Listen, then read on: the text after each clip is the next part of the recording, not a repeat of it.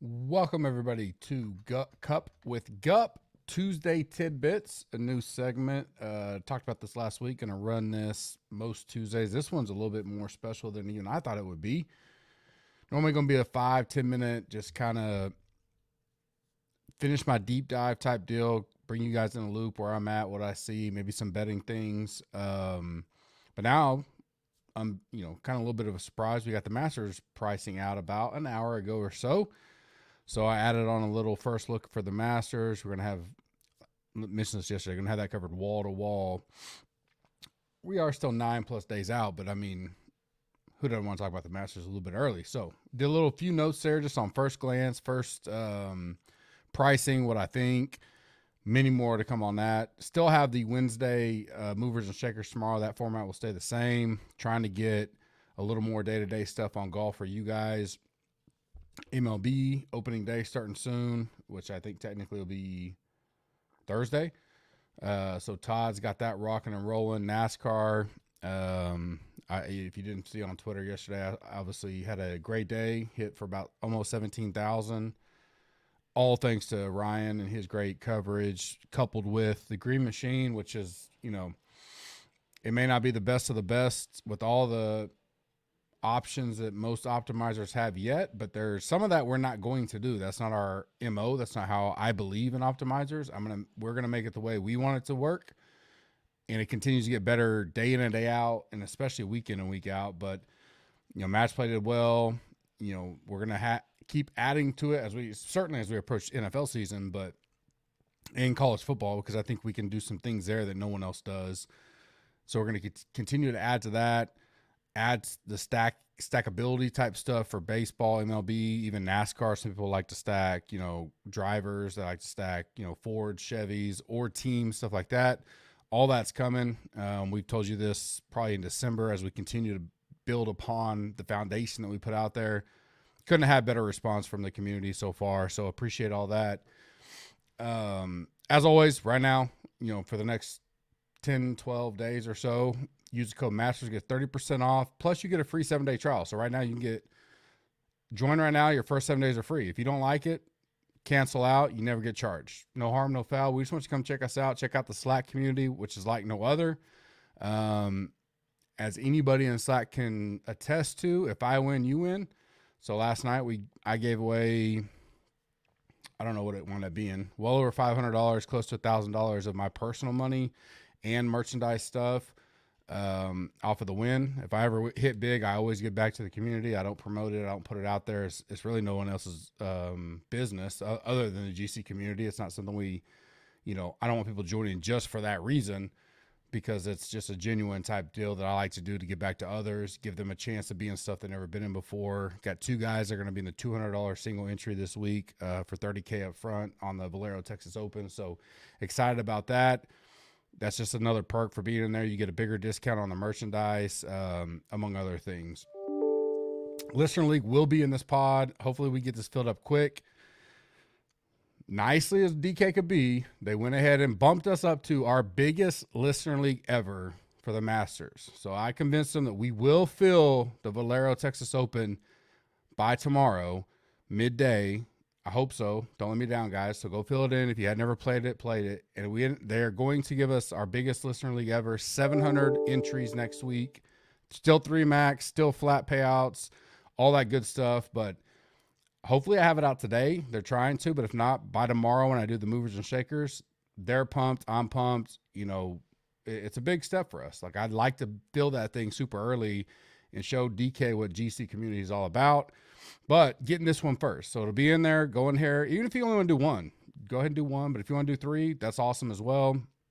$500 a first, flat payouts, limited rake, and top 3 get GC swag. All you got to do is DM me after you win. I can't go chase you guys out because I don't know the DK names when it comes to everything else. Some I do know, and I may hit you up. But if I don't know you, if you listen to any of these pods, top 3 always get a free GC swag pack. Just let me know.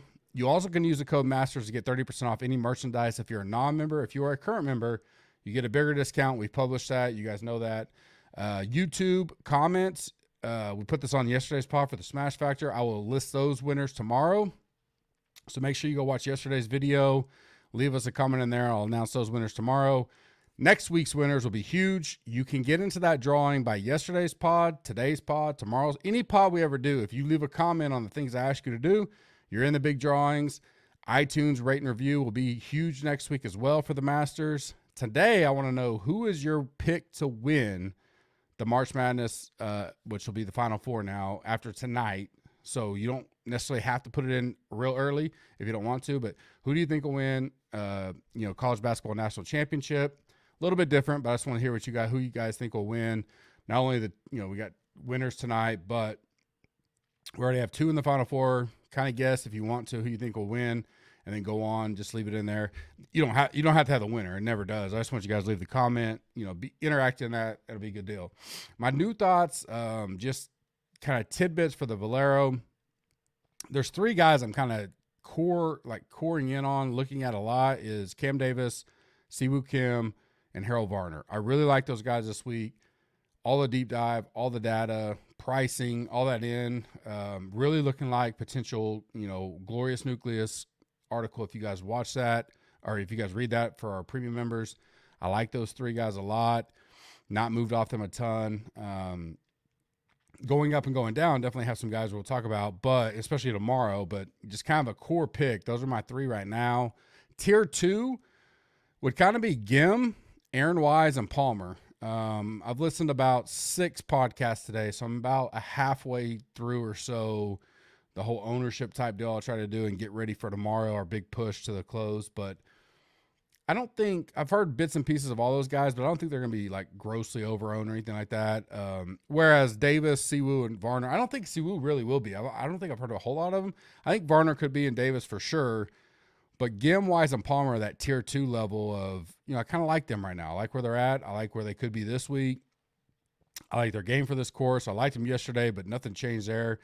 I really do think Keegan's still going to be chalk. I didn't know it for sure yesterday. I did mention it on the Smash, but I really think he's going to be chalk. And so that's going to be a hard fade for me. Like, if he's truly going to be a top 10 owned guy, I'll have 0% of him. And if Keegan wins the Valero Texas Open, then, shame on me, but I'm glad to fade any Keegan chalk week. This is how it is. I feel like Kenny Kim's old partner would agree with me, but I can't do a Keegan Bradley chalk week.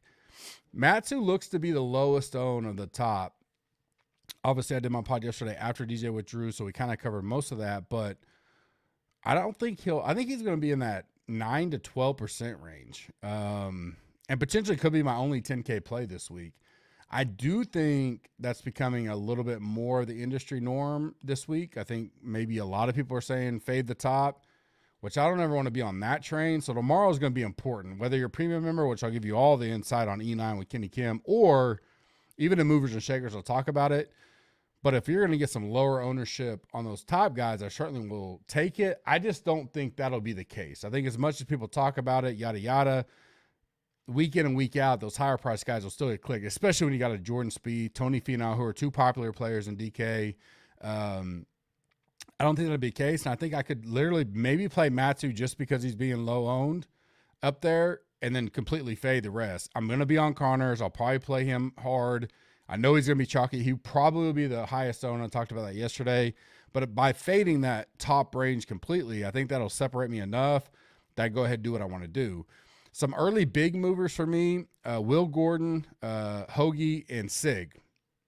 Sig, I know, is popular in this little mini circle we have in the industry, but deservedly so. I think he's a great player. He's moved up a lot in my initial rankings.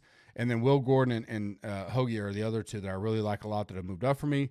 Following for me so far is Luke Liss, Wallace, and Brendan Hagee. So the deep dive, everything I looked at there, I don't hate it, but they're just guys that have fallen down the list for me from yesterday. So I want to put that out. Normally at this point, I would give you maybe another bet or 2 and call it a wrap. So that's it. That's going to be the Tuesday Tidbits. It's a real quick pod, but we're going to pause and go straight to the Masters first look. With the pricing, I'll go over the pricing real quick. Not all of it, but just, DJ's up there, 11.5, Rahm, 11,000. Bryson 10.8, JT 10.6, Rory 10.2, and Schauffele 10,000. So 6 guys in the 10,000, kind of similar to November.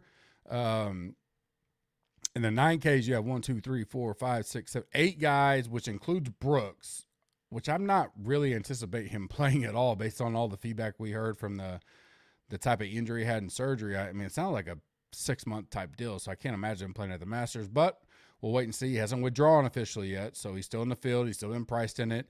Yeah, Cantley, 9,800, Morikawa, 9,600, Spieth, 9,400. Move this over so I'm not looking sideways. Reed, 9,300, Brooks, 9,200, Finau, 9,100, and Webb, 9,000. I apologize for my nasal and all that. It's been we are once again in major moving season. This will be the 5th house we've bought since 2015. It'll be our last house. We signed the deal last night. Is a new home over in Norman, close to the country club I'm at, that allows our kids to finish school where they're at through all the way through high school.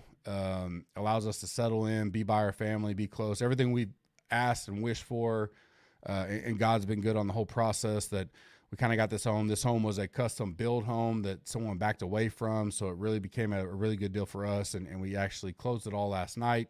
We will move in the next 60 to 90 days, so I'm looking forward to that. But a super long night, and then so spring's alive here in Oklahoma, and back in that deal, the allergies are just killing me today. But needless to say, I think Brooks won't affect the pricing too much. I mean, the pricing's there, but like the betting market and all that, I don't think he'll make a big adjustment, even if he drops out. But I do think you naturally see some soft pricing right here when you start dropping down the 8s, the 7s, and the 6s. But that's just normal. So you have to kind of get over that and go, all right, how do I think about the top of the board? How do I think about that? I mean, I've been doing this 7, 8 years now. I don't know if we have a more unsure top of the board going into the Masters. DJ kind of meh, everybody, I don't really know who he is. I actually kind of thought he would play. I hoped he played this week and maybe finish like 38th. Nothing spectacular, and just get all the ownership off of him, because I'd be all on that. I'll take DJ any given week on that super low ownership. Rom, we got the baby on the way. Could and has stated, I will leave the second she's in labor. I don't care if it's the Masters or not. That's his words.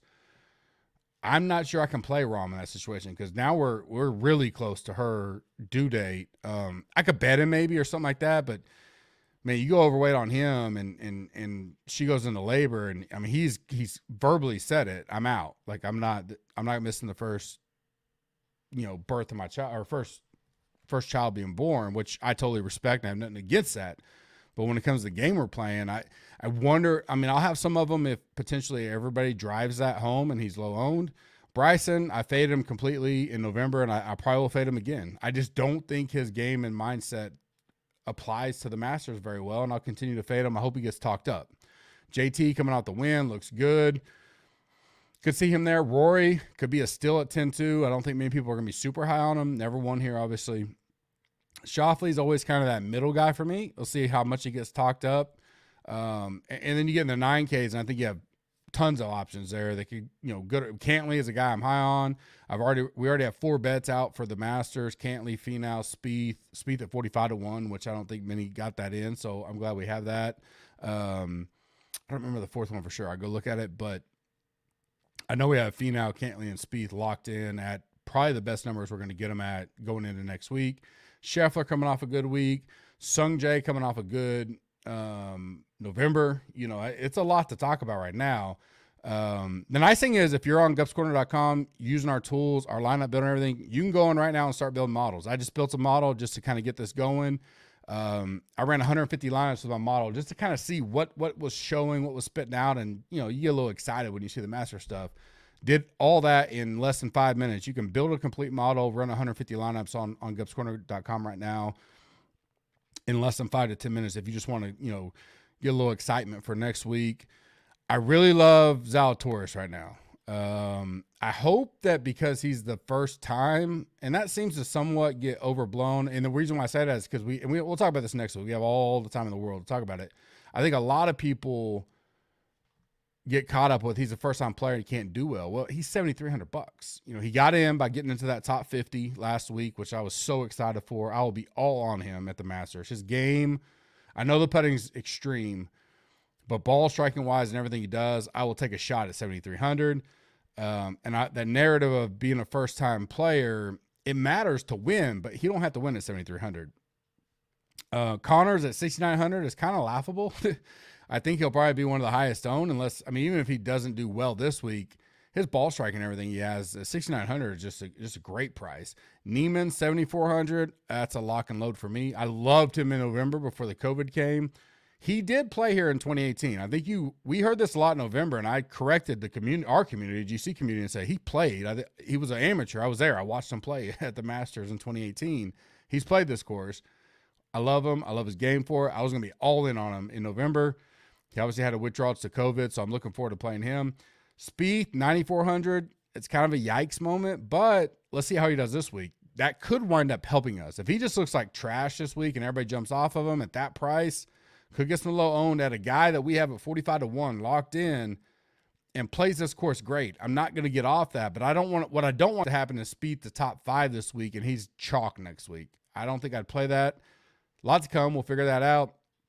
9,100 Finau, that has chalk written all over it at this course. He's always high owned here. He always plays great here. He has some of the best, probably has the best history here for a non-winner.